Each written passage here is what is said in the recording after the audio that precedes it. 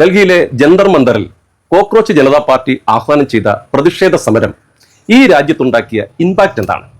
നമുക്കതൊന്ന് പരിശോധിക്കാം. സമരക്കാരുടെ പ്രധാന ആവശ്യം അധികൃതർ യുവാക്കളുടെ പ്രശ്നത്തെ അഡ്രസ്സ് ചെയ്യുക എന്നുള്ളതായിരുന്നല്ലോ. ഇതൊരു ഗൂഢാലോചനയുടെ ഭാഗമാണെന്ന് മിക്കവാറും എല്ലാവർക്കും അറിയാം. പക്ഷേ ഇതറിയാത്ത ഒരു വലിയ കൂട്ടം യുവജനങ്ങൾ സോഷ്യൽ മീഡിയയിൽ ഇവരെ ഫോളോ ചെയ്യുന്നുണ്ട്. അവർ കരുതുന്നത് ഭാരതത്തിലെ യുവാക്കൾക്ക് പലതരത്തിലുള്ള വിഷയങ്ങളുണ്ട്, ഇത് കേന്ദ്ര സർക്കാർ മുഖവിലയ്ക്കെടുക്കുന്നില്ല എന്ന വിചാരമാണ്. അതവിടെ നിൽക്കട്ടെ. ഇപ്പോഴത്തെ ഈ പ്രതിഷേധത്തിലേക്ക് വരാം. യഥാർത്ഥത്തിൽ ആഭ്യന്തര വകുപ്പിനെ അപ്രീഷിയേറ്റ് ചെയ്യണം എന്നാണ് എൻ്റെ ഒരു ബോധ്യം. കാരണം ഒരു വിഷയവുമില്ലാതെ ഈ സമരം ഒത്തുതീർപ്പായതിന് ഇതിന് ഫണ്ട് ചെയ്യുന്നവർ കരുതിയത് ഇങ്ങനെയൊന്നുമല്ല.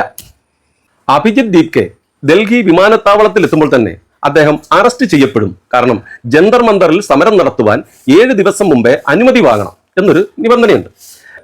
ഇങ്ങനെ ഒരു സമരം നടത്തുന്നതിന് മുൻപ് എന്തുകൊണ്ടാണ് ഇതുമായി ബന്ധപ്പെട്ട് ആരും അനുമതി വാങ്ങാതിരുന്നത്? അനുമതി വാങ്ങാത്തതിന്റെ പേരിൽ ഇത് പോലീസ് തടയണമെന്ന് ഇവർ ആഗ്രഹിച്ചിരുന്നു എന്നല്ലേ അത് മനസ്സിലാക്കേണ്ടത്? ഇനി അനുമതി ഇല്ലാത്തതിന്റെ പേരിൽ മുന്നും പിന്നും നോക്കാതെ പോലീസ് തടഞ്ഞിരുന്നെങ്കിൽ എന്താണ് സംഭവിക്കാൻ പോകുന്നത്? അതാണ് നമുക്കിവിടെ ചിന്തിക്കേണ്ടത്.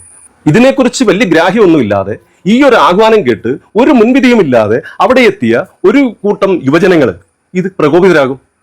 അനിഷ്ട സംഭവങ്ങൾ നടക്കും. അതിനെതിരെ പോലീസ് ജലപീരങ്കി, ലാത്തിച്ചാർജ് ഇതൊക്കെ വന്നേക്കാം. അപ്പോഴ് അത് അവിടെ തീരില്ല. നല്ല ഉദ്ദേശത്തോടെ ജനാധിപത്യമായി പ്രതിഷേധിക്കാൻ വേണ്ടി വന്ന നനഞ്ഞ് തല്ലും വാങ്ങി ആകെ പാടെ കുഴപ്പത്തിലായി നിൽക്കുന്ന യുവജനങ്ങൾ അവർ അക്രമാസക്തരാകില്ലേ? ഇതിനിടയിലേക്ക് മുൻ രീതിയിൽ നമ്മൾ ഭാരതത്തിൽ കണ്ടിട്ടുണ്ട്, മുൻപ് കണ്ടിട്ടുള്ള രീതിയിലുള്ള സൂത്രധാരന്മാർ ഇതിനെ എങ്ങനെ വഴിതിരിച്ചു വിടാം എന്ന് ചിന്തിക്കുന്നവർ ഇതിനകത്തേക്ക് നുഴഞ്ഞു കയറില്ലേ? ഇതുമായി ബന്ധപ്പെട്ട് അവർ അക്രമം നടത്തില്ലേ? ഒരു പക്ഷേ ആ സമയത്ത് വെടിവയ്പ് വരെ ഉണ്ടായേക്കാം. അപ്പോൾ പിന്നെ അതിൻ്റെ പേരിലാണ് സമരം. അതും ചെറിയ സമരമായിരിക്കില്ല, രാജ്യവ്യാപകമായ സമരം പൊട്ടിപ്പുറപ്പെടും. അപ്പോൾ ഇവിടെ മറിഞ്ഞിരിക്കുന്ന എല്ലാ രാജ്യവിരുദ്ധരും ഇറങ്ങി കളിക്കാൻ അവർക്ക് അവസരം കിട്ടും. ഇതായിരുന്നു ഇവരുടെ ഉദ്ദേശം. അതോടെ എന്താണോ ഈ പറഞ്ഞവർ ഉദ്ദേശിച്ചത് അതിനുവേണ്ടി ശ്രമിക്കാം. അപ്പോൾ സമരം നിയന്ത്രണത്തിൽ കൊണ്ടുവന്ന ആരാണ്? പോലീസല്ലേ. മുൻകൂർ അനുമതി തേടാഞ്ഞിട്ടും അവർക്ക് കൃത്യമായിട്ട് ഈ പ്രതിഷേധം നടത്തിക്കൊള്ളാൻ പോലീസ് അനുമതി നൽകി. അവിടെ അങ്ങനെ വന്നപ്പോഴാണ് ആകെപ്പാടെ കൺഫ്യൂഷൻ ആയത്. ഇനി എന്ത് എന്നുള്ള ഒരു അവസ്ഥ വന്നു. കാരണം അവിടെ തടയും എന്ന രീതിയിലാണ് ഇവരവിടെ എത്തിയത്. അവിടെ തടഞ്ഞില്ല എന്ന് വന്ന സമയത്ത് പിന്നെ എന്ത് എന്നുള്ളൊരു വിഷയം വന്നു. അപ്പോൾ അവിടെ തടഞ്ഞു കഴിഞ്ഞാൽ ഇപ്പോൾ വന്ന ഈ ജനക്കൂട്ടം അല്ല അവിടെ വരാൻ പോകുന്നത്. തടഞ്ഞു കഴിയുമ്പോഴത്തേക്ക് യുവാക്കളിലൊക്കെ തന്നെ ആകാംക്ഷയാവും, ഇത് തടഞ്ഞു എന്നുള്ള ഇതാവും. അപ്പൊ പിന്നെ പ്രശ്നം വഷളാവും. ഇത്രയും പേര് വന്നാൽ മതിയോടെ 20 മില്യൺ ആളുകൾ ഫോളോ ചെയ്യുന്ന ഒരു സംഘടന സമരം പ്രഖ്യാപിക്കുമ്പോൾ ഇതിൽ ഏറ്റവും കുറഞ്ഞത് ഒരു 5% ആളുകൾ അവിടെ എത്തണ്ടേ? 5% എന്ന് പറയുമ്പം 2 ലക്ഷത്തിന് മുകളിൽ ആളുകൾ എത്തണം. 1% വന്നാൽ തന്നെ 10-22,000 പേര് വരണ്ടേ? അപ്പം സമരക്കാര് അവിടെ വന്നു പെട്ടത് വളരെ കുറച്ചാണ്. ഇപ്പൊ അവിടെ അതുമായിട്ട് ബന്ധപ്പെട്ട ആളുകൾ തന്നെ പറയുന്നത് 3000 പേര് വന്നു എന്നാണ്. ഇതിൽ കൂടുതൽ പേരും പറയുന്നത് 2000-ത്തിനടുത്ത് എന്ന രീതിയിലാണ് ഇപ്പം വീഡിയോ ഒക്കെ ചെയ്ത് പുറത്ത് വരുന്നത്. ഈ 2000-ഓ 3000-ഓ ആളുകൾ അവിടെ വന്നത് അവരെത്തിയാൽ മതിയോ?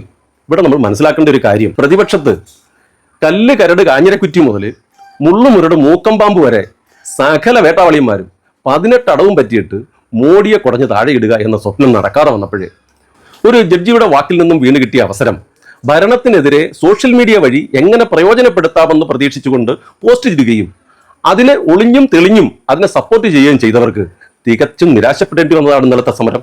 പേപ്പർ ചോർന്നതുമായിട്ടൊക്കെ ബന്ധപ്പെട്ട് മന്ത്രി ധർമ്മേന്ദ്ര പ്രധാൻ രാജിവെക്കണം എന്നൊക്കെ ആവശ്യപ്പെട്ടുകൊണ്ട് ഒരു സമരം നടത്തുമ്പോഴേ ഈ സമരം യഥാർത്ഥത്തിൽ പൊളിച്ചടുക്കി കൈ കൊടുത്തത് ഈ പറയുന്ന കേന്ദ്ര സർക്കാരും അതിൻ്റെ ആഭ്യന്തര വകുപ്പുമാണെന്ന് നമുക്ക് കാണാൻ കഴിയും.